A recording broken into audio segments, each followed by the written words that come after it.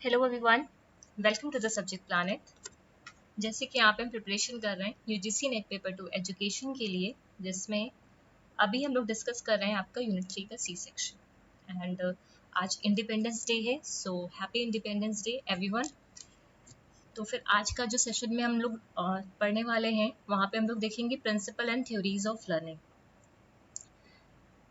कई सारी थ्योरीज हैं आपकी, जैसे बिहेवियरिस्टिक है, कॉग्निटिव है, सोशल है ना।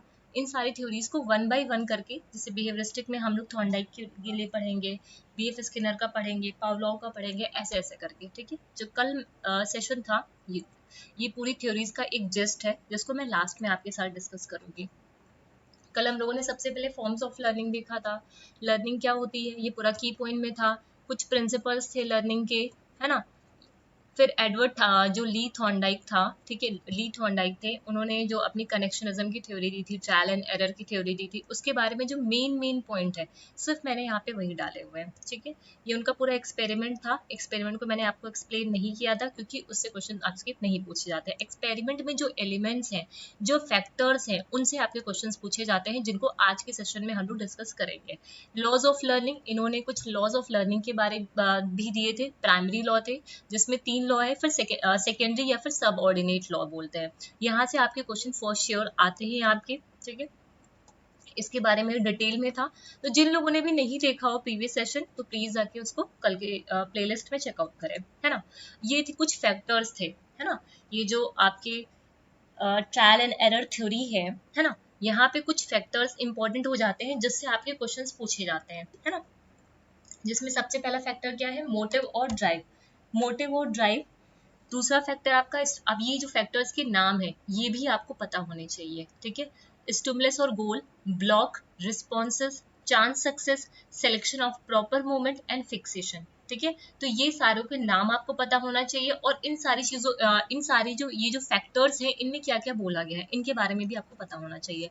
जब मोटिव और ड्राइव की बात करते हैं, ड्राइव का मतलब क्या होता है, जब हमें किसी चीज की मतलब ड्राइव होती है, भूख होती है, नीड होती है ना। देखो, जब हमें किसी चीज की जरूरत होती है, ठीक है, तो हमें अंदर से क्या होता है, एक ड्राइव आती है। ठीक है, अंदर से क्या आता है, ड्राइव आता है। ठीक है, वो जो टेंशन स्टेट है, जिसकी वजह से ड्राइव अराइवल होती है ना। तो कह सकते हो ड्राइव इज अ टेंशन। ठीक है, ड्राइव क्या है, एक टेंशन स्टेट है। वो किसकी वजह से आती है, आपकी नीड्स की वजह से आती है। Where there is a drive और motive, there is a learning. ठीक है, अभी आपको ड्राइव क्या है कि यूजीसी नेट को आपको क्लियर करना है, तो आप यूट्यूब पे जाते हो, कोचिंग क्लासेस में जाते हो, अपना जो यूजीसी नेट का जो सिलेबस है, अकॉर्डिंगली आप देखोगे कि कौन कैसा पढ़ा रहा है, सारे कंटेंट को कवर कर रहा है नहीं कर रहा। तो ये आपकी क्या है, मतलब आप टेंशन में हो, है ना। आप ये जो टेंशन स्टेट है आपकी कि मैं नेट का सिलेबस कैसे कवर करूं, तो ये आपकी ड्राइव है, मतलब आपकी नीड की वजह से ये नीड थी आपको। ठीक है, तो ये टेंशन स्टेट में आया है, यही टेंशन स्टेट क्या है, आपकी ड्राइव है। ठीक है, अब ये जो ड्राइव है आपकी, इससे क्या होगी, आपकी लर्निंग, ये आपको मोटिवेट करेगी कि आप लर्निंग कर पाओ। ठीक है, in the present experiment drive was hanger. अब ये चीज आपको ध्यान रखना है, ये जो एक्सपेरिमेंट था कैट वाला, जो उसको बॉक्स के अंदर रखा गया था, ठीक है, तो वहां पे उसको क्या था, हंगर था। ठीक है, तो इधर से उधर वो पाँव अपने मार रही थी, ठीक है, लिवर को पुल करने के लिए, ठीक, क्योंकि उसे भूख लग रही थी। तो यहाँ पे ड्राइव क्या है, आपका हंगर है। Stimulus goal, it is a casual factor for activity. In the present experiment food is a stimulus. ठीक है, यहाँ पे क्या है, फूड स्टिमुलस है, समझ रहे हो। ड्राइव क्या है, आपका हंगर, ठीक है, और स्टिमुलस क्या है, फूड। मतलब स्टिमुलस वो चीज है जिससे वो आपको खा करके सेटिस्फेक्शन मिलेगा, है ना। जब आपको भूख लगी हुई है, तो भूख लगी है, तो ये क्या है, आपकी ड्राइव है ना। आपने स्टिमुलस को क्या किया, स्टिमुलस क्या है, फूड। फूड को आपने खा लिया, है ना, तो आपका गोल अचीव हो गया, आप सेटिस्फाइड हो गया। ठीक है, to get the food by getting out of the box is the goal. मतलब उससे उस वो जो पूरा एक्सपेरिमेंट बॉक्स था, ठीक है, उससे बाहर निकल के आप जब फूड खाते हो, तो वो क्या है, आपका गोल अचीव हो गया। ब्लॉक, ब्लॉक क्या है, जहां पे कैट को बंद किया गया था, कन्फाइंड इन द बॉक्स। ठीक है, responses, the cat makes number of varied types of responses like scratching, pulling, etc. मतलब जो वो था, जो कैट थी, जब उस बॉक्स के अंदर, उस ब्लॉक पूरे बॉक्स के अंदर बैठी हुई थी, तो वो क्या कर रही थी, कई सारे, उसने मल्टीपल मतलब ट्रायल किए, ठीक है, मल्टीपल ट्रायल किए, कभी स्क्रैच कर रही थी, कभी पुल कर रही थी, ठीक है, तो ये क्या था, ये आपका रिस्पॉन्सेज था, the responses which led to the goal known as the satisfying responses. मतलब एक बार वो कई बार उसने ट्रायल किए, ठीक है, लेकिन एक बार उसको सही रिस्पॉन्स मिल गया, तो उसे क्या बोलते हैं, सेटिस्फाइंग रिस्पॉन्स बोलते हैं। The response which do not lead to the goal is known as the annoying response. वो रिस्पॉन्स, क्योंकि ये जो कैट थी, इधर मैं दिखाती हूँ, ऐसे पिक्चर को देखो, ठीक है, ये कैट क्या है, एक बॉक्स में बंद है ना, यहाँ पे मोटिव क्या है, इसकी मोटिव क्या है, अब मैं यहाँ से समझा रही हूँ, इसको हंगर है, ठीक है, इसको भूख लगी है, ये इसका क्या है, ड्राइव है, समझ में आया। अब इसको क्या करना है, अब इसको क्या चाहिए, उसको भूख को खत्म करने के लिए उसे क्या चाहिए, फूड चाहिए, तो फूड यहाँ पे क्या है, स्टिमुलस है, ऐसे ज्यादा समझ में आएगा, ठीक है। अभी स्टिमुलस हो गया, ठीक, अब क्या होगा, ये स्टिमुलस क्या है, स्टिमुलस बोलो या फिर गोल बोलो, मतलब जब उसे फूड मिल जाएगा तो उसकी ड्राइव शांत हो जाएगी, उसका हंगर खत्म हो जाएगा, तो ये इसका गोल भी है, ठीक है। उसके बाद आता है ब्लॉक। ब्लॉक क्या है, जिस बॉक्स में इसको बंद करके रखा गया है ये पूरा, ठीक है, ये इसका ब्लॉक है। रिस्पॉन्सेस, अब इस फूड को खाने के लिए उसने नंबर ऑफ, मतलब कई सारे कोशिशें की, कभी स्क्रैच करने लगी इधर से उधर, कभी इधर पुल करने लगी, ठीक है, लीवर को इसे क्या करना था, लीवर को पुश करना था, तो इधर उधर इसको नहीं पता था, तो ये क्या करी थी, इधर उधर कई सारे इसने रिस्पॉन्सेस किया। एक बार इसको सही रिस्पॉन्स मिला जिससे इसको फूड मिल गया, है ना, एक बार इसका करेक्ट रिस्पॉन्स आया जिससे इसको ये फूड मिल गया, तो इसे क्या बोलेंगे, सेटिस्फाइंग रिस्पॉन्स मिलेगा, इस टाइम पे इसको फूड मिल गया। फिर और जो रिस्पॉन्सेस थे, जो जिससे इसको फूड नहीं मिला, तो उसे क्या बोलेंगे, एनोइंग, ठीक है, इसे क्या बोलेंगे, एनोइंग रिस्पॉन्सेस, ठीक है। जब उसको फूड मिल गया, जिस रिस्पॉन्स से उसको फूड मिला वो क्या है, इसका सेटिस्फाइंग है, और जिस रिस्पॉन्स से उसको फूड नहीं मिला वो उसका अनोइंग रिस्पॉन्स है। ये चीज समझ में आई। फिर चांस सक्सेस आता है, ठीक है, चांस सक्सेस भी एक फैक्टर है यहाँ पे। चांस सक्सेस क्या होता है कि जब वो रैंडम मूवमेंट, मतलब रैंडम मूवमेंट, इधर से उधर वो घूम रही थी, ठीक है, तो बाई चांस, ठीक है, चांस सक्सेस का कहने का मतलब क्या है, बाई चांस उसका जो पैर था इस लीवर पे पड़ गया, ठीक है, बाई चांस, तो ये होता है चांस सक्सेस, ठीक है, chance success.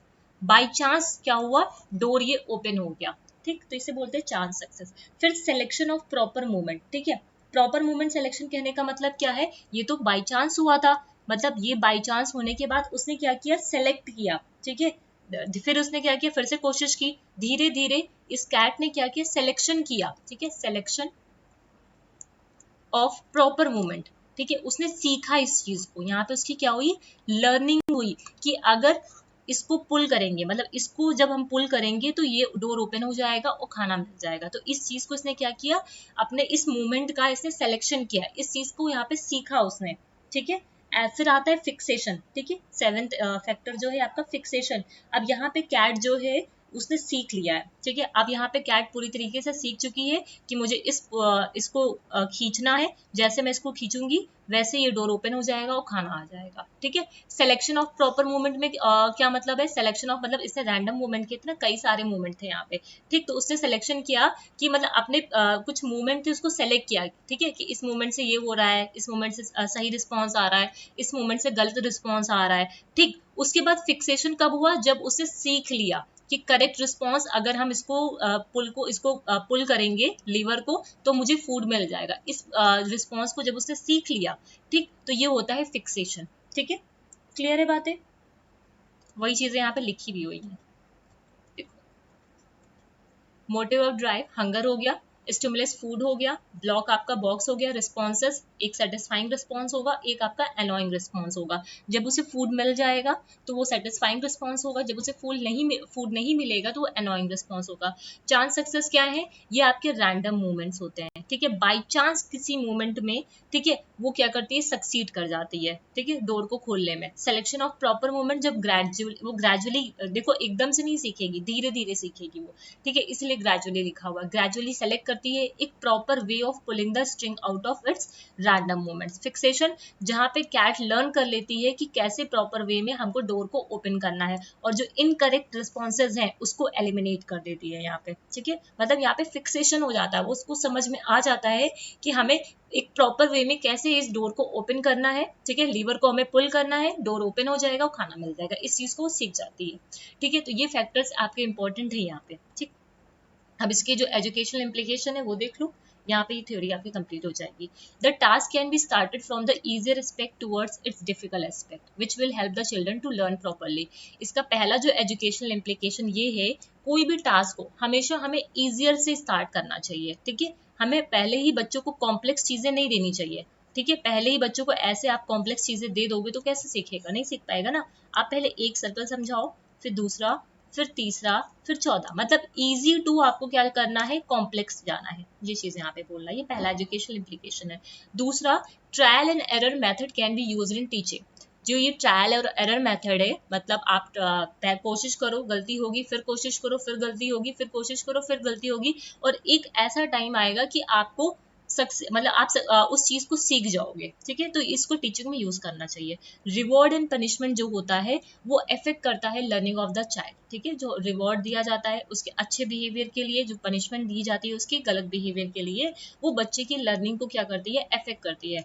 Habit are formed as a result of repetition, ठीक है। जब भी हम किसी भी चीज का रिपीटिशन करते हैं, ठीक है, कोई अच्छी हैबिट है, ठीक है, कोई अच्छी हैबिट है, गुड हैबिट है, उसको बार बार अगर हम रिपीट करते हैं, ठीक है, तो वो क्या करती है, वो मतलब उसको उसकी वो हैबिट में आ जाता है, ठीक है। एक अच्छी चीज को, कोई भी मतलब चीज है, ठीक है, अच्छी चीज को अगर हम बार बार रिपीट करते हैं तो उसकी हैबिट में आ जाता है, ठीक है। और कोई गलत हैबिट है, अगर उसको करोगे तो वो भी क्या होता है, उसको हैबिट में आ जाता है। चाहे गलत चीजें हो चाहे सही चीजें हो, वो उसकी हैबिट में आ जाता है। तो एज अ टीचर हमें क्या करना है, जो गुड रिस्पॉन्सेज हैं उसको हमें क्या करना है, स्ट्रेंथन करना है, ठीक है। और जो उसके बैड रिस्पॉन्सेज हैं, गलत रिस्पॉन्सेज हैं, उसको हमें यहाँ पे क्या कराना है, एलिमिनेट कराना है, ठीक है।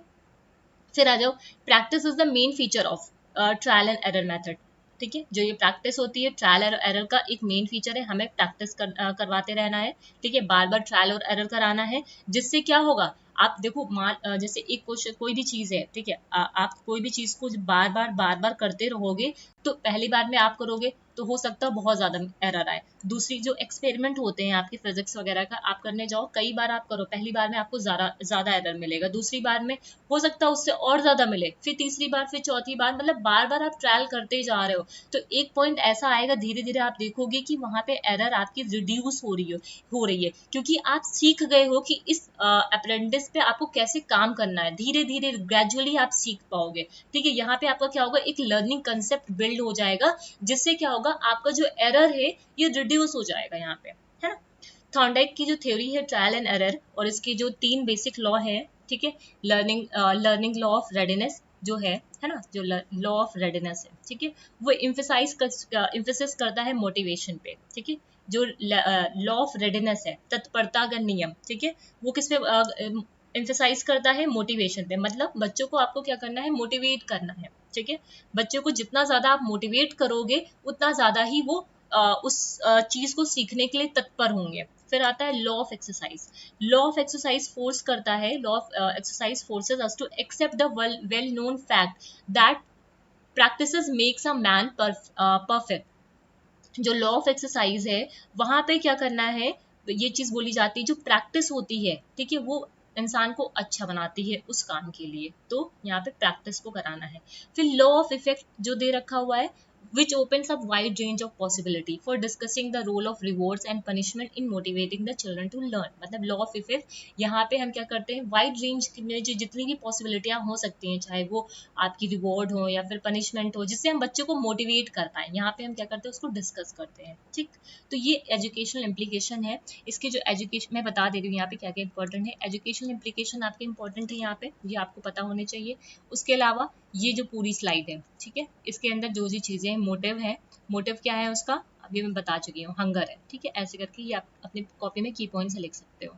फिर ये जितने भी इनके लॉज हैं, इधर आ जाओ, इनके बारे में डिटेल में आपको एक एक पॉइंट में पता होना चाहिए, और इसके PYQ करो, इससे आपके कंसेप्ट और अच्छे से क्लियर हो जाएंगे यहाँ पे, है ना। उसके अलावा ये जो स्लाइड है, जितनी चीज़ें यहाँ पे हाईलाइटेड आपको दिख रही हैं, ये सारी चीज़ें यहाँ पे इंपॉर्टेंट है, ठीक है। एक्सपेरिमेंट को लर्न करने की बिल्कुल भी आवश्यकता नहीं है यहाँ पे। अब आ जाओ नेक्स्ट, ऑपरेंट कंडीशनिंग, ठीक है। ऑपरेंट कंडीशनिंग किसने दिया है? बीएफ स्किनर ने दिया है, ठीक है। मुझे नहीं लगता ये सब चीज़ें बताने की ज़रूरत होगी, ठीक है। ये सब चीज़ें आप लोग समझते हो कि ऑपरेंट कंडीशनिंग किसने दिया है? बीएफ स्किनर ने दिया है। मैंने वही पॉइंट यहाँ पे डाले हैं जो इम्पोर्टेंट है। The theory of operant learning was developed by Skinner, also known as the instrumental conditioning. इसे क्या बोलते हैं? इंस्ट्रूमेंटल कंडीशनिंग भी बोलते हैं। हमेशा ध्यान रखना, जो स्किनर हैं, इन्होंने दो टाइप्स के बिहेवियर बोले हैं, ठीक है। स्किनर ने, चाहो तो अपनी कॉपी में से बना भी सकते हो,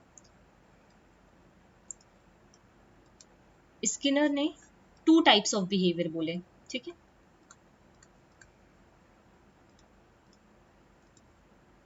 कोशिश किया करो थोड़ा सा ऐसे फिगर वगैरह में बनाने की, जिससे आप लोग को भी आसानी से याद होगा, ठीक है। 2 टाइप्स ऑफ बिहेवियर इन्होंने बताए, ठीक है। पहला बोला रिस्पोंडेंट बिहेवियर, आगे ये सब मैंने डाला हुआ है स्लाइड में भी, वहां पे भी पढ़ेंगे। रिस्पोंडेंट बिहेवियर, फिर आता है ऑपरेंट बिहेवियर, ठीक है। 2 टाइप का, ये ध्यान रखना, एक रिस्पोंडेंट बिहेवियर, एक ऑपरेंट बिहेवियर। रिस्पोंडेंट बिहेवियर मतलब प्रतिवादी जो व्यवहार होता है, ऑपरेंट बिहेवियर मतलब जो क्रियात्मक व्यवहार होता है, ठीक है। तो अपनी कॉपी में बना लेना यहाँ पे, ठीक है। मैंने आगे डिटेल में डाला है, लेकिन अपनी कॉपी में आप की पॉइंट में अगर बना रहे हो तो ऐसे बना सकते हो। अभी देखो यहाँ पे, the theory of operant learning was developed by Skinner, also known as the instrumental conditioning. इस थ्योरी को ही हम लोग इंस्ट्रूमेंटल कंडीशनिंग बोलते हैं, पहला चीज, ठीक है। It is a common method of learning that employ reward and punishment for good and behavior, good and bad behavior. ये जो ऑपरेंट इंस्ट्रूमेंटल कंडीशनिंग है, यहाँ पे हम लोग क्या करते हैं, गुड बिहेवियर के लिए रिवॉर्ड्स देते हैं और बैड बिहेवियर के लिए पनिशमेंट देते हैं। Skinner in order to develop his theory, इन्होंने कई सारे एक्सपेरिमेंट किए हैं, ठीक है। रैट पे इनका एक एक्सपेरिमेंट था, ठीक है, जिसमें एक पूरा एक्सपेरिमेंट यहाँ पे ये रहा, ठीक है। ये एक्सपेरिमेंट है पूरा, मैंने डिटेल में यहाँ पे नहीं डाला है, ठीक है। इसको एक बॉक्स में बंद कर दिया गया था, ठीक। तो यहाँ पे बेसिकली था क्या, ये चीज़ मैं बता रही हूँ, ठीक है। उसके सामने क्या किया गया, एक लीवर रखा गया, ठीक है। जब लाइट ग्रीन होती है, ठीक है, when the light was green, ठीक है, they would receive a food plate, ठीक है, एज अ रिवॉर्ड। ये चीज समझ में आई? जब लाइट ग्रीन होगी तो उसको क्या मिलता था, फूड मिलता था, ठीक है, एज अ रिवॉर्ड। समझ रहे हो बात को? फिर when the light is red, जब लाइट आपकी रेड होती है तो उसे क्या मिलता था, माइल्ड शॉक मिलता था। तो ये क्या थी, उसकी पनिशमेंट थी, ठीक है। मतलब अगर ग्रीन लाइट है तो उसको क्या मिलेगा, फूड मिलेगा। अब ये फूड क्या है, उसका रिवॉर्ड है यहाँ पे, समझ रहे हो, अच्छे बिहेवियर के लिए। रेड लाइट क्या है, जहाँ पे से क्या मिलेगा, शॉक मिलेगा, जो उसको पनिश करेगा, ठीक है। क्लियर है बात? द दिस कंडीशन, ये कंडीशन है, ठीक है। The rat to press the lever when the light is green and avoid the lever when it is red, ठीक है।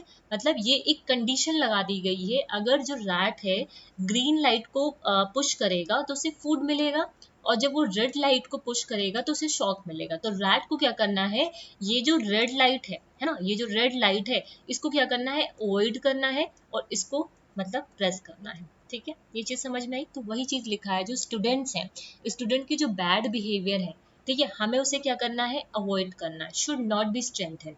और उसके जो गुड बिहेवियर है उसको हमें क्या करना है, यहाँ पे स्ट्रेंथन करना है। This theory is very useful for developing programme instruction material. जो प्रोग्राम इंस्ट्रक्शन मटेरियल है, जहाँ पे हम लोग कुछ फ्रेम्स लर्नर्स के सामने प्रेजेंट करते हैं, ठीक है, उन फ्रेम्स को उन्हें सॉल्व करना होता है। तो ये जो ऑपरेंट कंडीशनिंग है, ठीक है, मतलब वहाँ पे ये होता है ना कि जब तक आप इस फ्रेम को सॉल्व नहीं कर लेते हो तब तक आप नेक्स्ट पे नहीं जा सकते हो, ठीक है। तो यहाँ पे क्या है, यहाँ पे आपने कंडीशनिंग कर दी है, ठीक है।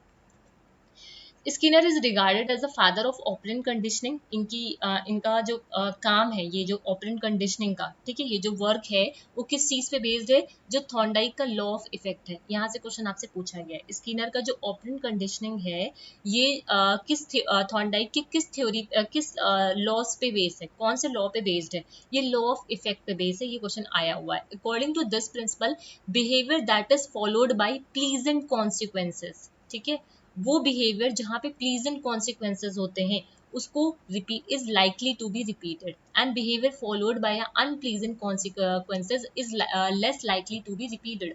मतलब जो बिहेवियर में मतलब जहाँ पे प्लीजेंट, ये जो प्लीजेंट कॉन्सिक्वेंसेज हैं, ठीक है, उसको हमें क्या करना है, रिपीट कराना है। जो सुखद कॉन्सिक्वेंसेज है, सुखद अनुभव है, ठीक है, उसको हमें क्या करना है, बार बार रिपीट कराना है उसके बिहेवियर में। और जो अनप्लीजेंट कॉन्सिक्वेंसेज है उसको हमें क्या करना है, लेस मतलब उसको नहीं रिपीट कराना है, ठीक है।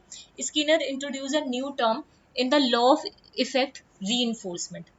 स्किनर ने ये जो थॉर्नडाइक का लॉ ऑफ इफेक्ट था, वहां पे एक नया टर्म इंट्रोड्यूस किया, क्या, री, ठीक है, क्या कौन सा टर्म इंट्रोड्यूस किया है यहाँ पे, री। Behaviour which is re tense to be repeated, ठीक है, वही चीजें, मतलब जो प्लीजेंट कॉन्सिक्वेंसेज है, मतलब ये जो बिहेवियर है प्लीजेंट कॉन्सिक्वेंसेज वाला, इसको हमें क्या करना है, बार बार री करते रहना। जब हम बार बार इसको री करेंगे तो ये क्या हो जाएगा, ये बिहेवियर कैसा होगा, स्ट्रेंथेंड होगा, ठीक है, समझ रहे हो, ये बिहेवियर कैसा होगा, स्ट्रेंथेंड होगा। और वो बिहेवियर जिसको हम लोग री नहीं करेंगे, वो क्या हो जाएगा, एक टाइम के बाद वैनिश हो जाएगा, खत्म हो जाएगा, या वीकन पड़ जाएगा। Skinner studied the operant conditioning bye conducting it's experiment using animals, ठीक है। इन्होंने एक ये जो पूरा बॉक्स है इसको स्किनर का बॉक्स बोला जाता है, ठीक है। ये बिल्कुल आपका जैसे थॉर्नडाइक ने अपना पजल बॉक्स लिया था, उसी तरह ये भी है, जहाँ पे इन्होंने एनिमल पे एक्सपेरिमेंट किया था। मैंने एक्सपेरिमेंट पूरा नहीं डाला यहाँ पे, ठीक है। ये चीज समझ में आई, ये स्लाइड इंपॉर्टेंट है आपकी। स्किनर बॉक्स ऑल्सो, अब ये जो स्किनर का बॉक्स है उसे क्या बोला जाता है, कंडीशनिंग चैम्बर बोला जाता है। Is a device use to objectively record an animal behaviour in compress time frame. मतलब यहाँ पे हम क्या करते हैं, ये जो इनका कंडीशनिंग चैम्बर है, पूरा यहाँ पे पूरा ऑटोमेटिक है, इलेक्ट्रिक ग्रिड लगी हुई है यहाँ पे, ठीक है। ये वायर है शॉक के लिए, फूड डिस्पेंसर है जहाँ से फूड अंदर जाता है, ये लीवर लगा हुआ है, ठीक है। ये सिग्नल है, अगर ये सिग्नल लाइट है, मतलब अगर ग्रीन करेगा तो फूड मिल जाएगा, रेड करेगा तो उसे शॉक मिलेगा, ठीक है। ये स्पीकर है यहाँ पे, ठीक। तो ये पूरा स्किनर का पूरा ये कंडीशनिंग चैम्बर था, ठीक। अब ये जो स्किनर थे, इन्होंने 3 टाइप के रिस्पॉन्सेज के बारे में बात की, 3 इंपॉर्टेंट है ये, 3 टाइप ऑफ रिस्पॉन्सेज बोले, और operant that can follow a behaviour. एक होता है न्यूट्रल ऑपरेंट, एक होता है री इन्फोर्सर्स, और एक होता है पनिशर, ठीक है, ध्यान रखना, न्यूट्रल ऑपरेंट, री एंड पनिशर। जब न्यूट्रल ऑपरेंट की हम यहाँ पे बात करते हैं, responses from the environment that neither increases nor decreases the probability of a behavior being repeated। मतलब न्यूट्रल कहने का मतलब क्या है, ये ना ही हमारे बिहेवियर को इंक्रीज करेंगे, ना ही हमारे बिहेवियर को डिक्रीज करेंगे। ये रिस्पॉन्स कहाँ से आते हैं, आपके इन्वायरमेंट से आते हैं। तो ये आपके न्यूट्रल हो गया, मतलब न्यूट्रल है, ठीक। मतलब न्यूट्रल का मतलब क्या होता है, कुछ भी नहीं, ना ही इंक्रीज होगा ना ही यहाँ पे डिक्रीज होगा। री सर्च जो होते हैं, responses from the environment that increase the probability of behaviour. मतलब जहाँ पे हमारे बिहेवियर की प्रोबेबिलिटी को, मतलब जब हम रिपीट करते हैं मतलब इस रिस्पॉन्सेज को जब हम रिपीट करते हैं तो हमारी जो बिहेवियर में चेंजेस हैं उसकी प्रोबेबिलिटी को ये इंक्रीज करता है, मतलब, ठीक है। तो वो क्या होता है, हमारा री होता है। अब ये जो री हैं, ये आपके पॉजिटिव भी हो सकते हैं, नेगेटिव भी हो सकते हैं, आगे हम लोग यहाँ पे पढ़ेंगे, ठीक है। री कैन बी पॉजिटिव और नेगेटिव, समझ रहे हो। और ये रिस्पॉन्सेज कहाँ से आते हैं, इन्वायरमेंट से आते हैं, जो इंक्रीज करेंगे the probability of a behaviour being repeated. Punishers, मतलब पनिशर्स का मतलब ये हमारी जो इन्वायरमेंट से आता है रिस्पॉन्स, ये डिक्रीज करेंगे the likelihood of a behaviour being repeated, समझ रहे हो। रीइंफोर्सर्स में क्या होगा, इंक्रीज होगा।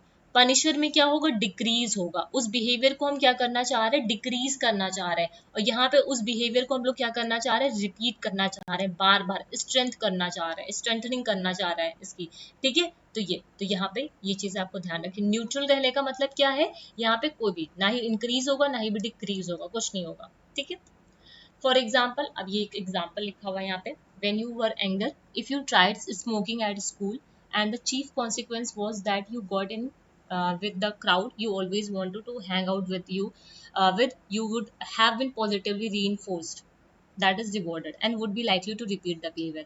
ठीक है, मतलब होता है कि अगर आपने स्कूल में कोशिश की है स्मोक वगैरह करने की, ठीक है, तो आप कहीं पे भी रहोगे, ठीक है, अब वो चीज़ बार बार री हुई है, ठीक है, पॉजिटिवली है तो ये गलत थी, लेकिन पॉजिटिवली अगर बार बार वो चीज़ें री हुई हैं तो आप क्या करोगे, इस बिहेवियर को कहीं पे भी रहो बार बार रिपीट करोगे, ठीक है, बार बार, मतलब यहाँ पे आपको किसी ने पकड़ा नहीं है, ठीक है, आप स्मोकिंग कर रहे थे, ठीक है, कोई रोक टोक नहीं हुई है, कोई भी पनिशमेंट आपको नहीं मिली है, तो यहाँ पे क्या किया गया, आपको पॉजिटिवली री किया गया एक गलत बिहेवियर के लिए, ठीक है, पॉजिटिवली री किया गया एक गलत बिहेवियर के लिए, जो आगे चल के आपकी हैबिट में आ जाएगा, आगे चल के आपकी हैबिट में आ जाएगा और आप बार बार उस चीज़ को रिपीट करोगे, ठीक।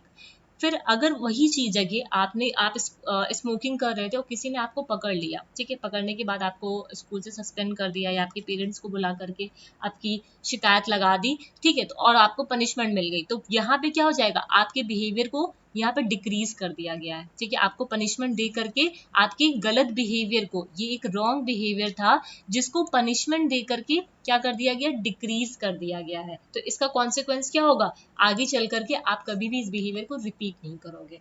समझ में आई बात, ये चीज समझ में आई। उसी जगह एक एग्जांपल ये भी हो सकता था, यहाँ पे स्मोकिंग है, यहाँ पे कोई मतलब गुड हैबिट भी ली जा सकती थी, समझ रहे हो, एक गुड हैबिट भी ली जा सकती थी जिससे री करते, जो आगे चल के हमें क्या करता है, पॉजिटिवली उसके कॉन्सिक्वेंसेस होते हैं, पॉजिटिव कॉन्सिक्वेंसेस होते हैं, ठीक है। अब इन्होंने कुछ दो टर्म्स के बारे में बात की थी, बिहेवियर शेपिंग और टोकन इकोनॉमी, ये दोनों नए हैं यहाँ पे टर्म, ठीक है। बिहेवियर शेपिंग तो आई थिंक आप लोगों ने सुना होगा, बट टोकन इकोनॉमी शायद नहीं सुना हो, यहाँ पे एक नया टर्म है यहाँ पे। Behaviour shaping a further important contribution made by the Skinner. अब ध्यान रखना 1951 में इन्होंने बिहेवियर शेपिंग की बात की थी। बिहेवियर शेपिंग कहने का मतलब क्या है, सक्सेसिव अप्रोक्सीमेशन के थ्रू, ठीक है, सक्सेसिव अप्रोक्सीमेशन के थ्रू हम क्या कर सकते हैं, किसी भी इंडिविजुअल का बिहेवियर को शेप कर सकते हैं, समझ रहे हो।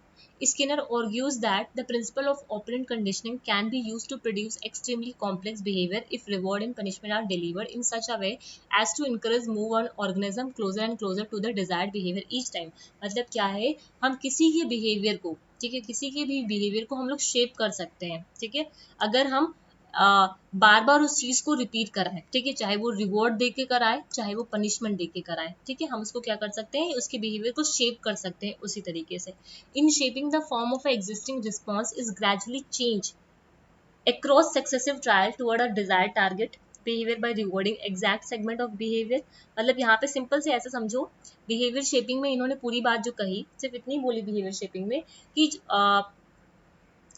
हम रिवॉर्ड और पनिशमेंट का यूज करके, जो हम रिवॉर्ड और पनिशमेंट जो डिलीवर कर रहे हैं, ठीक है, वो ये जो रिवॉर्ड है और ये जो पनिशमेंट है, ठीक है, इसको अगर हम पॉजिटिव वे में अगर डिलीवर करें, है ना, पॉजिटिव वे में अगर हम डिलीवर करते हैं तो हम किसी की भी बिहेवियर को यहाँ पे शेप कर सकते हैं, ठीक है, किसी को भी बिहेवियर को यहाँ पे हम शेप कर सकते हैं, बिहेवियर शेपिंग हो जाएगी यहाँ पे, ठीक है। और यहाँ पे ज्यादा लिखने की जरूरत नहीं, चाहो तो सिर्फ इतनी लाइन लिख लो, ठीक है। यहाँ तक चीजें क्लियर है, किसी को यहाँ तक तो दिक्कत नहीं होनी चाहिए।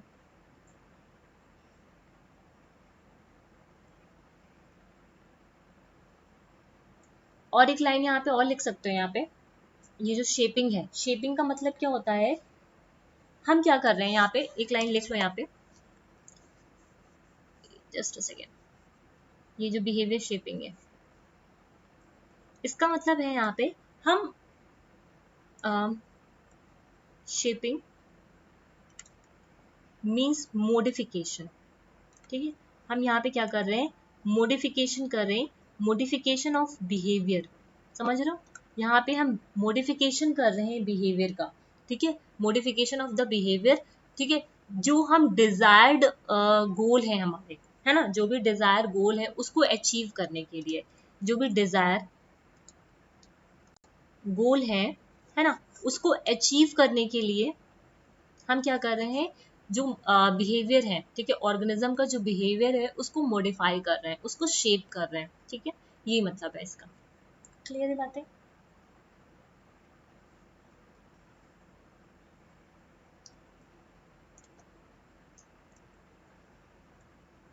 जस्ट अ सेकेंड,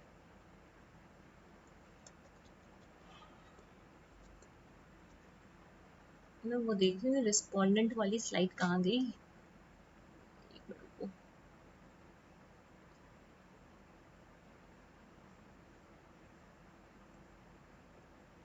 चलो नहीं है तो मैं ये पता नहीं इधर उधर होगी, आगे पढ़ते हैं। पहले तुम यहीं पे आप लोग देख लो। इसमें जो रिस्पोंडेंट रिस्पॉन्स होते हैं, ठीक है, मैं यहाँ पे बता दे रही हूँ, देखो एक जगह रह जाएगा। ये जो रिस्पोंडेंट रिस्पॉन्स है और ये जो ऑपरेंट, ठीक है, सॉरी, रिस्पोंडेंट जो बिहेवियर है या फिर रिस्पॉन्सेस बोल सकते हो उसको, या फिर ऑपरेंट बिहेवियर या फिर रिस्पॉन्सेस बोल सकते हो, ठीक। ये कैसे होते हैं? रिफ्लेक्सिव रिस्पॉन्सेज होते हैं, ठीक है, रिफ्लेक्सिव रिस्पॉन्सेज होते हैं, ठीक है। और ये कैसे होते हैं? आपके इंस्ट्रूमेंटल रिस्पॉन्सेज होते हैं।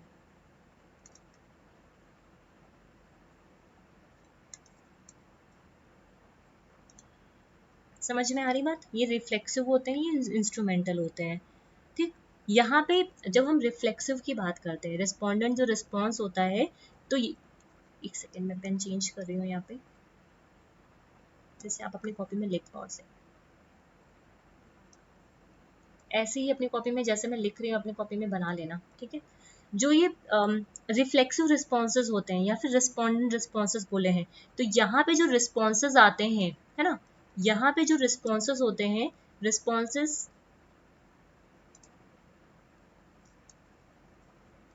caused by certain stimuli,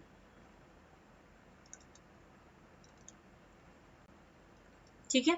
यहाँ पे जो रिस्पॉन्सेज होते हैं वो किसी स्टिमुलस की वजह से आते हैं, ठीक है। मतलब आप फॉर एग्जांपल जैसे कुत्ते पे जो पावलोव ने किया था, मतलब फूड जब वो देखता है तो उसके मुंह से क्या आता है? सलाइवा निकलने लगता है, ठीक है। तो फूड क्या है? Food is a stimuli, food is the stimulus, जिसको देख करके रिफ्लेक्सिव रिस्पॉन्स अपने आप से उसके मुंह से सलाइवा निकलना स्टार्ट हो गया, ठीक है। तो ये होता है reflexive response. Instrumental instrumental response कौन से होते हैं? मतलब इसे बोल सकते हो, यहाँ पे लिखो, इंपॉर्टेंट है, इसको लिख लेना, ठीक है। मुझे लग रहा है वो स्लाइड में यहाँ पे ऐड करना भूल गई हूँ, बट आप लोग लिख लेना। Responses is the response that arising and development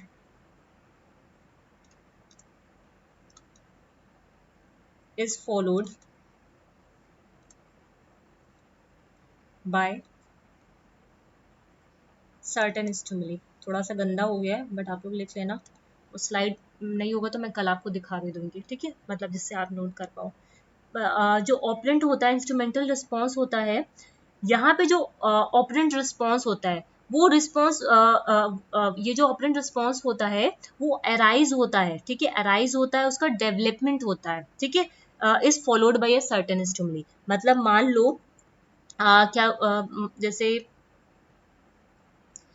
ये मैं डॉग का एग्जांपल बता रही हूँ। यहाँ पे क्या था, उसने फूड को देखा, है ना, फूड को देखा, उसे सलाइवा आ गया, ठीक है। तो ये क्या रिफ्लेक्सिव रिस्पॉन्स है। अब यहाँ पे क्या है, आप क्या करोगे, बेल बजेगी, ठीक है, बेल बजेगी, फूड प्रेजेंट हो जाएगा, ठीक है, तब उसको सलाइवा आएगा उसको देख करके, ठीक है। तो ये बेल क्या है, यहाँ पे आपने इंस्ट्रूमेंट कंडीशनिंग कर ली। अब उससे पता चल गया है जैसे ही बेल बजेगी वैसे फूड आ जाएगा, ठीक है। जैसे ही बेल बजेगी, यहाँ पे आपने क्या कर दी, कंडीशनिंग कर दी है, समझ रहे हो, इंस्ट्रूमेंटल कंडीशनिंग कर दी है बेल की, यहाँ पे फूड के साथ, समझ रहे हो। यहाँ पे हमने क्या किया, किसी स्टुमले, मतलब यहाँ पे क्या किया है हमने, स्टुमले की कंडीशनिंग किसके साथ कर दी, फूड के साथ, ठीक है, समझ रहे हो। यहाँ पे हमने क्या किया है, development is followed by a certain stimuli, ठीक है। यहाँ पे मैंने इसके साथ, फूड के साथ इसकी कंडीशनिंग कर दी है कि बेल बजेगी, फूड प्रेजेंट होगा, ठीक। तो ये यहाँ पे कंडीशनिंग हो गई। तो ये क्या है, ऑपरेंट बिहेवियर है ना, रिफ्लेक्सिव, फूड सामने आया, उसके मुंह से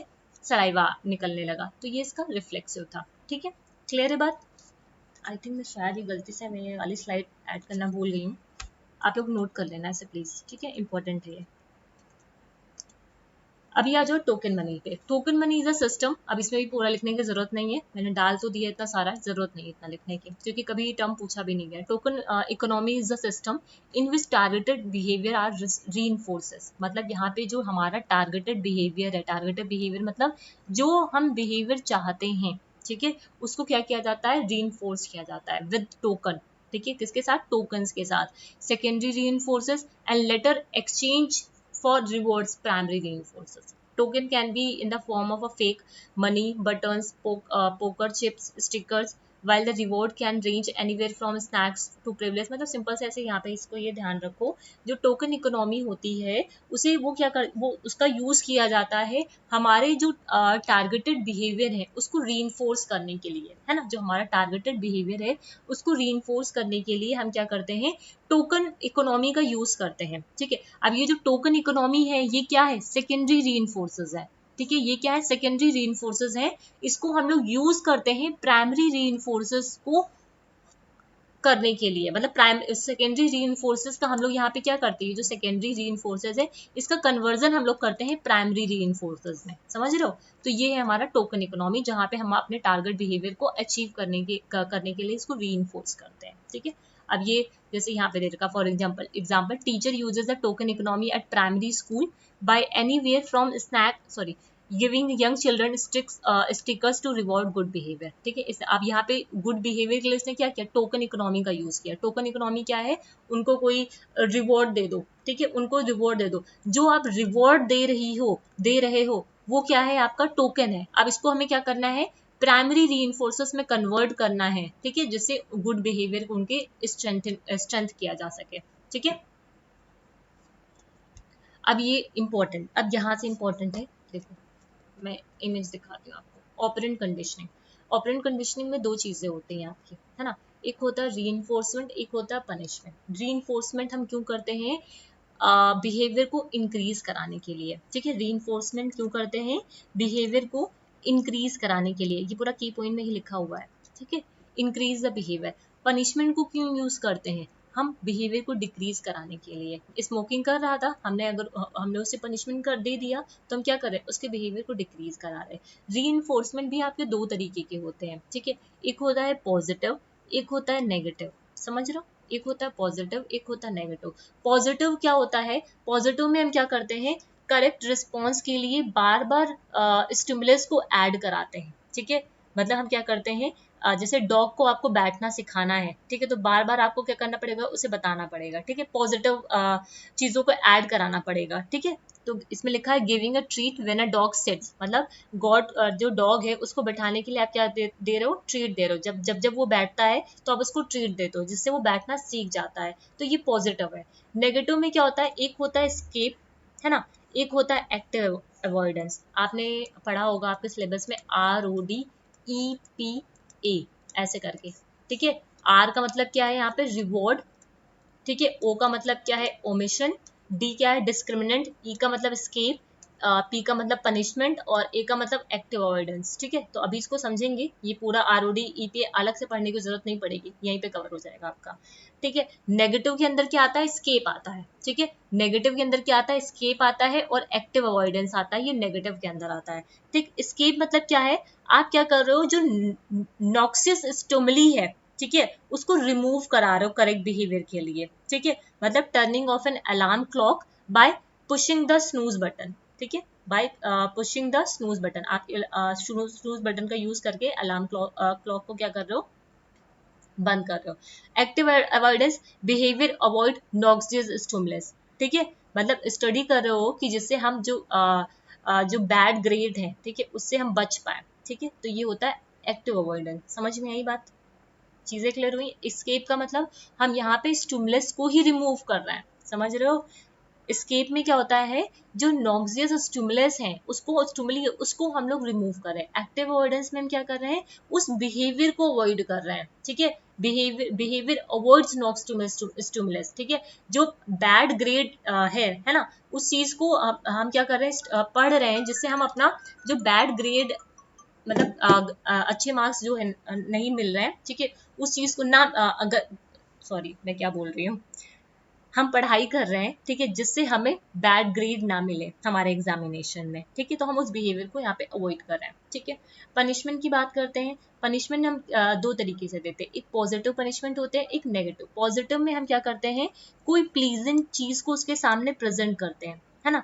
कोई भी प्लीजेंट चीज होती है उसके सामने प्रेजेंट करते हैं, जिससे उसके बिहेवियर को हम क्या करा पाए, इंक्रीज करा पाए।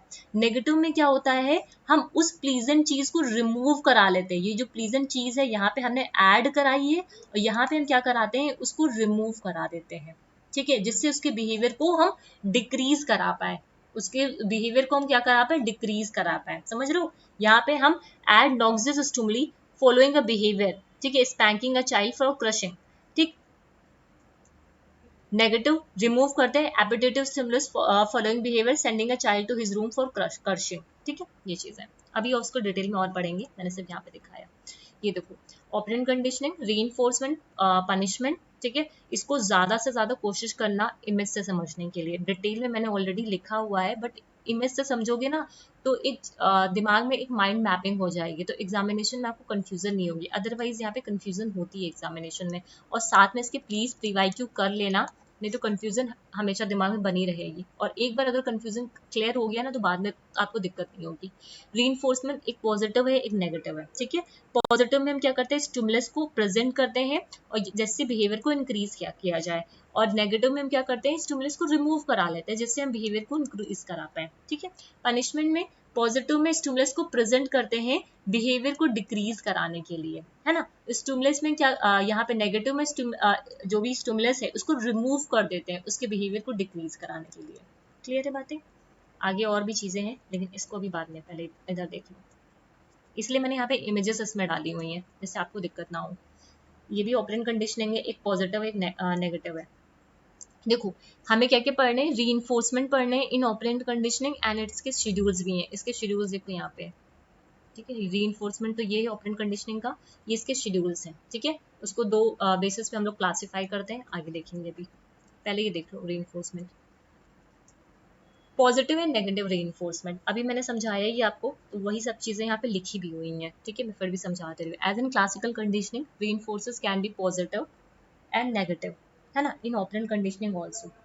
जब पॉजिटिव रीइंफोर्समेंट की बात करते हैं तो यहाँ पे जो प्लेजरेबल कॉन्सिक्वेंसेज होते हैं, ठीक है, जो हमारे बिहेवियर को और ज्यादा प्रोबेबल बनाते हैं, ठीक है, तो वो हमारे पॉजिटिव होते हैं। मतलब आप क्या कर रहे हो, उनको प्लेजरेबल, मतलब चीजों को प्रेजेंट कर रहे हो। यहाँ पे आप क्या कर रहे हो, स्टिमुलस को प्रेजेंट करा रहे हो, ठीक है। प्लेजरेबल मतलब जो प्लेजरेबल चीजें हैं, ठीक है, जो भी प्लेजरेबल चीजें हैं, ठीक है, उनको आप क्या कर रहे हो, यहाँ पे प्रेजेंट कर रहे हो पॉजिटिव रीइंफोर्समेंट में, जिससे क्या होगा, उनका बिहेवियर इंक्रीज करेगा, ठीक। नेगेटिव वाले में क्या है, यहाँ पे नेगेटिव रीइंफोर्समेंट में जो अनप्लेजरेबल कॉन्सिक्वेंसेज है, ठीक है, उसको आप क्या कर रहे हो, यहाँ पे हटा रहे हो, एलिमिनेट कर रहे हो, ठीक है, जिससे बिहेवियर को इंक्रीज किया जा सके, ठीक है, जिससे बिहेवियर को इंक्रीज किया जा सके, ठीक है। यहाँ पे आपने क्या किया, बच्चे ने स्क्वायर रूट बता दिया तो आपने उसको क्या किया, प्रेज किया, जिससे उसका बिहेवियर इंक्रीज हुआ, ठीक। अब यहाँ पे आपने क्या किया, जैसे बच्चे से आपने स्क्वायर रूट के बारे में पूछा, ठीक है, लेकिन पूछ तो रहे हो,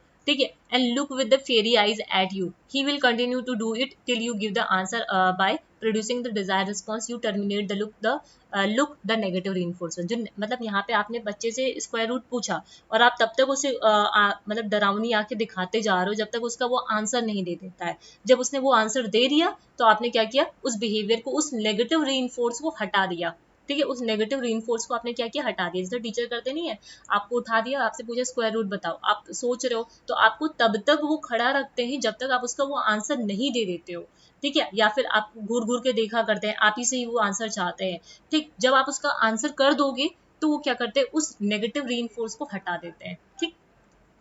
प्राइमरी एंड सेकेंडरी रीइंफोर्सेस, ठीक है, रीइंफोर्सेस जो होते हैं वो प्राइमरी भी हो सकते हैं, सेकेंडरी भी हो सकते हैं। जो प्राइमरी होते हैं वो हमारी बेसिक नीड्स के साथ होते हैं, ठीक है, ध्यान रखना, हमारी बेसिक नीड्स के साथ होते हैं, ठीक। और जो सेकेंडरी होते हैं जिनको हम लोग कंडीशन करते हैं, ठीक है, कंडीशन सेकेंडरी बोलो या फिर कंडीशन बोलो, ठीक है। जैसे मैंने यहाँ पे बेल के बारे में आपको बताया ना, तो सेकेंडरी में आता है, ठीक। Acquiring it reinforcement value only through association with the primary reinforcement. मतलब सेकेंडरी जब जो हमारे प्राइमरी रीइंफोर्समेंट है, ठीक है, सॉरी, हाँ ठीक है, प्राइमरी जो रीइंफोर्समेंट है, ठीक है, उसका हम लोग क्या करते हैं, मतलब सेकेंडरी रीइंफोर्समेंट के लिए हम प्राइमरी वाले का यहाँ पे क्या करते हैं, एसोसिएशन करते हैं, ठीक है, एसोसिएशन करते हैं, तो वो होता है हमारा प्राइमरी, ठीक है। जैसे यहाँ पे बेल, ये क्या है, सेकेंडरी। फूड, ये क्या है आपका प्राइमरी, इनका हम आपस में क्या करते हैं, एसोसिएशन करते हैं, ठीक। Food is a primary reinforcement, लेकिन जो मनी है, ठीक है, आप जैसे फूड हुआ, जैसे वो क्या है, प्राइमरी है, ठीक है, लेकिन आप क्या कर रहे हो, उस फूड को बेच रहे हो मनी के लिए, ठीक है, मनी के लिए आप फूड को बेच रहे हो, ठीक है। फूड क्या है, प्राइमरी है, मनी क्या है, सेकेंडरी है, तो वो क्या है आपका कंडीशन है, ठीक। Positive and negative two kinds के रीइंफोर्समेंट है। देखो घूम फिर के वही चीजें फिर से बोली जा रही, पॉजिटिव नेगेटिव आप पढ़ के आ रहे हो अभी, ठीक है। Both of which increase the frequency of an operant. Food and approval are two positive reinforcement. Pain and anxiety disapproval are among few of the negative reinforcement. Primary reinforcement आपने देख लिया, जो डायरेक्टली रिलेटेड होते हैं organism के survival से। Secondary जहाँ पे आप एक्सपीरियंस करते हो फ्रॉम द इन्वायरमेंट, ठीक है, सच एज अ प्रेज और प्रेज, मनी, ग्रेड्स, ये सारी चीजें। अब आ जाओ पनिशमेंट में, ठीक है। जो मैंने आपको इमेज समझाई है ना, तो वो इमेज ज्यादा सही है, ठीक है। इमेज आप अगर कॉपी में बना लोगे और एक बार इस कंटेंट को पढ़ लोगे, ठीक है, आपको पूरा सही से समझ में आ जाएगा चीजें। In the parallels of the operant conditioning, punishment is that event or condition which if consistently delivered following response, मतलब will reduce the likelihood of the occurrence। ये हमारे बिहेवियर को क्या करता है, डिक्रीज कराता है, ठीक है, ये हमारे जो बिहेवियर है वो डिक्रीज कराता है, ठीक। ये पॉजिटिव और नेगेटिव दोनों तरीके से हो सकते हैं, ठीक है। पॉजिटिव जो पनिशमेंट होती है वहां पे हम क्या करते हैं, अनप्लीजेंट थिंग को प्रेजेंट करते हैं, ठीक है, जिससे हम उसके बिहेवियर को डिक्रीज करा पाए, ठीक। और नेगेटिव में क्या होता है, हम प्लीजेंट थिंग को विदड्रॉ कर लेते हैं, ठीक है, हटा देते हैं, जिससे उसके बिहेवियर को हम लोग यहाँ पे क्या करा पाए, डिक्रीज करा पाए। तो पॉजिटिव में आप क्या करोगे, अनप्लीजेंट जो थिंग है, ठीक है, अनप्लीजेंट थिंग को प्रेजेंट करोगे यहाँ पे, समझ रहे हो। नेगेटिव में क्या करोगे, जो प्लीजेंट चीज होगी, मान लो उसकी साइकिल है, आप उसको छीन लोगे, ठीक है, प्लीजेंट थिंग है, उसको यहाँ पे क्या करोगे, विदड्रॉ कर लोगे, यहाँ पे क्या करोगे, विदड्रॉ करोगे, यहाँ पे प्रेजेंट कर दोगे, ठीक है।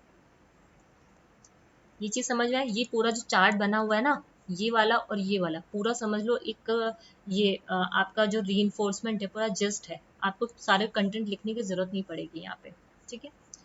अब ये मैंने फिर से लिखा है यहाँ पे पॉजिटिव रीइंफोर्समेंट, चाहो तो ये भी लिख सकते हो, नेगेटिव रीइंफोर्समेंट।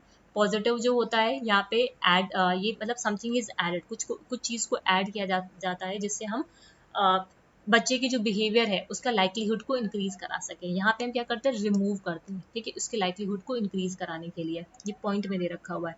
पनिशमेंट पॉजिटिव में यहाँ पे हम क्या कराते हैं, ऐड कराते हैं अनप्लीजेंट थिंग को, जिससे हम क्या करें, उसके बिहेवियर को डिक्रीज करें। यहाँ पे हम प्लीजेंट थिंग को क्या करते हैं, हटा देते हैं, ठीक है, जिससे हम उसके बिहेवियर को डिक्रीज करा पाए, ठीक है। अब रीइंफोर्समेंट के शेड्यूल्स हैं जो टाइम और फ्रीक्वेंसी पे बेस्ड है, ठीक है। टाइम और फ्रीक्वेंसी में फिक्स इंटरवल होता है और वेरिएबल इंटरवल होता है, ठीक है। टाइम का मतलब क्या है यहाँ पे, इंटरवल, ठीक। फ्रीक्वेंसी का मतलब क्या है यहाँ पे, रेशियो, ठीक है, ये भी लिख सकते हो। फिक्स रेशियो होता है और वेरिएबल रेशियो होता है, ठीक है। Schedule of reinforcement, basically it can be consistent, continuous और इंटरमिटेंट, ठीक है। ये आपका कंसिस्टेंट हो सकता है या फिर इंटरमिटेंट हो सकता है। इन कंटिन्यूअस रीइंफोर्समेंट, अच्छे से समझना इसको, इन continuous reinforcement the target behaviour is reinforced every time it occurs. मतलब जब कंटिन्यूअस रीइंफोर्समेंट की बात करते हैं तो जो हमारा टारगेटेड बिहेवियर है उसे बार बार क्या किया जाता है, रीइंफोर्स किया जाता है। मतलब आपको गुड मार्क्स लाने के लिए हम क्या कर रहे हैं, बार बार कैंडी देते जा रहे हैं, बार बार कैंडी देते जा रहे हैं, जिससे आपको एग्जामिनेशन में गुड मार्क आप लेके आओ, ठीक है। Learning tends to occur relatively quick, और यहाँ पे जो लर्निंग होती है वो बहुत तेजी से होती है, ठीक है। लेकिन रिस्पॉन्स जो रेट होता है वो क्या होता है, धीमा होता है। अब यहाँ से क्वेश्चन ऐसे पूछे जाते हैं, ठीक है। जब कंटिन्यूअस रीइंफोर्समेंट में बात करते हैं तो यहाँ पे जो लर्निंग होती है वो तो क्विकली हो जाती है, बट जो रिस्पॉन्स रेट होता है वो थोड़ा धीमा होता है, ठीक है। Extinction also occurs very quickly one reinforcement is halted, मतलब यहाँ पे एक्सटिंक्शन भी हो जाएगा, ठीक है, जब हम उसको रीइंफोर्समेंट देना बंद कर देंगे। तो अगर मैं बात करूँ यहाँ पे लर्निंग की, तो लर्निंग कैसे होगी, यहाँ पे क्विकली होगी, समझ रहे हो, क्वेश्चन यहीं से पूछे जाते हैं। जो रिस्पॉन्स रेट होगा वो कैसा होगा, क्वाइट लो होगा, ठीक।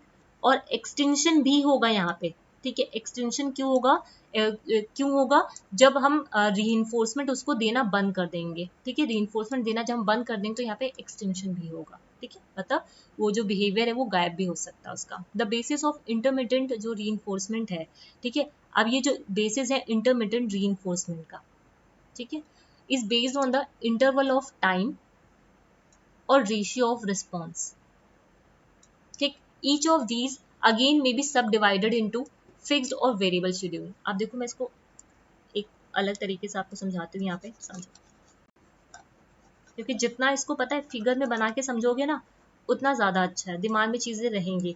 और थ्योरी थ्योरी करके अगर समझने की कोशिश करोगे ना तो दिमाग से गायब हो जाएंगे। देखो यहाँ पे जब हम शेड्यूल ऑफ रीइंफोर्समेंट की बात करते हैं, ठीक है, मैं पेन चेंज कर लूँ, ये वाला ले लूँ। किसकी बात कर रहे हैं? शेड्यूल ऑफ रीइंफोर्समेंट की, ठीक है। ये दो तरीके के होते हैं, ठीक। कॉपी में ऐसे भी बना सकते हो अपने। मैं बार बार आप लोगों से बोलती हूँ कि थोड़ा सा डायग्राम बना करके कॉपी में नोट्स बनाया करो, जिससे क्या होगा आपको भी पढ़ने में अच्छा लगेगा। एक होता है कंटिन्यूअस, एक होता है इंटरमिटेंट, ठीक है, इंटरमिटेंट, समझ आई बात। अब ये जो कंटिन्यूअस रीइंफोर्समेंट होता है, समझ रहे, ये जो कंटिन्यूअस रीइंफोर्समेंट होता है, यहाँ पे जो लर्निंग होती है वो कैसी होती है? क्विक होती है। मैं ऐसे लिख रही हूँ, ठीक है, अपनी कॉपी में लिख लेना। और रिस्पॉन्स जो रेट होता है वो कैसा होता है? लो होता है। लो मतलब मैं ऐसे कर दे रही हूँ अपनी कॉपी में, ठीक है, कर लेना ऐसे। एक्सटिंक्शन कैसा होता है यहाँ पे? वो भी होता है यहाँ पे वेरी क्विक। समझ में आई बात? तो ये अपनी कॉपी में लिखना कंटिन्यूअस रीइंफोर्समेंट में। फिर इंटरमिटेंट की बात करते हैं। जो इंटरमिटेंट रीइंफोर्समेंट है उसको दो पार्ट में फिर से सब डिवाइड किया जाता है। कैसे? एक होता है इंटरवल ऑफ टाइम, ठीक है, एक होता है रेशियो, ठीक है, रेशियो ऑफ रिस्पॉन्सेस, ठीक है, interval of time and ratio of responses. अब इसको फर्दर फिर डिवाइड किया जाता है। एक होता है आपका फिक्स्ड, ठीक है, एक होता है आपका वेरिएबल इंटरवल, ठीक है। सिमिलरली यहाँ पे भी एक फिक्स्ड रेशियो होता है और एक होता है आपका वेरिएबल। इतनी बातें क्लियर है ना? कॉपी में बना लिया होगा आपने, ठीक।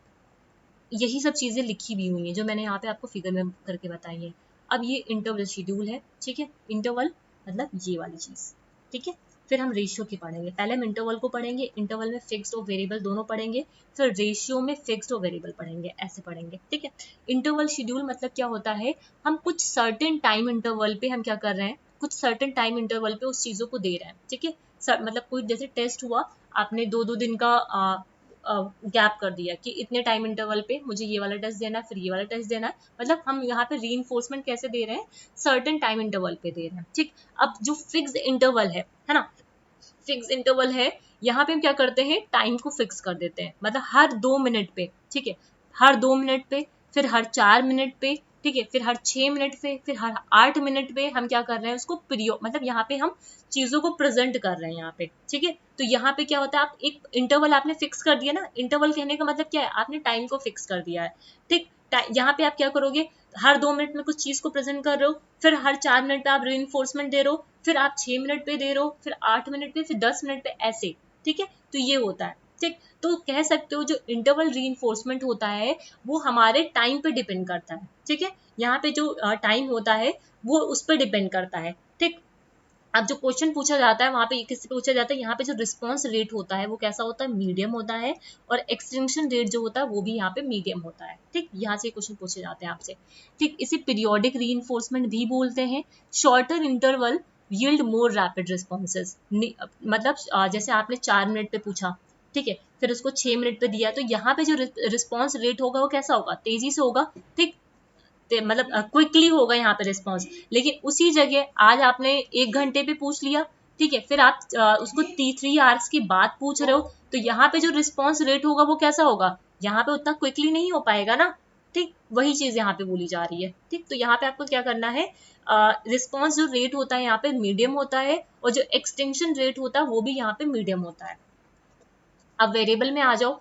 Variable interval schedule of reinforcement when the interval between the reinforcement is randomly variated, it is known as a variable interval schedule, ठीक है। In this situation the subject is reinforce on a time interval basis but the interval of time is indefinite. मतलब यहाँ पे भी time पर ही देते हैं, ठीक है, मतलब टाइम ही होता है, बेसिस इसका भी टाइम ही होता है, लेकिन यहाँ पे जो टाइम होता है वो डेफिनेट नहीं होता। यहाँ पे बच्चे को पता है कि 4 मिनट पे मिलेगा, फिर 6 मिनट पे मिलेगा, फिर 8 मिनट पे मिलेगा, फिर 10 मिनट पे मिलेगा। यहाँ पे जो टाइम है वो इनडेफिनेट है, ठीक है। कभी आप 1 मिनट पे ही उसको री दे रहे हो, कभी आप 8 मिनट पे दे रहे हो, कभी आप 10 मिनट पे दे रहे हो, कभी आप 1 घंटे के बाद दे रहे हो, मतलब ये इनडेफिनेट है एक तरीके से, ठीक। तो यहाँ पे जो रिस्पॉन्स रेट होता है वो कैसा होता है, फास्ट होता है, ठीक है। लेकिन जो एक्सटेंशन होता है वो यहाँ पे स्लो होता है, मतलब जो उसका बिहेवियर है, ठीक है, वो यहाँ पे जो बिहेवियर का जो एक्सटेंशन रेट है वो यहाँ पे स्लो होता है, ठीक है।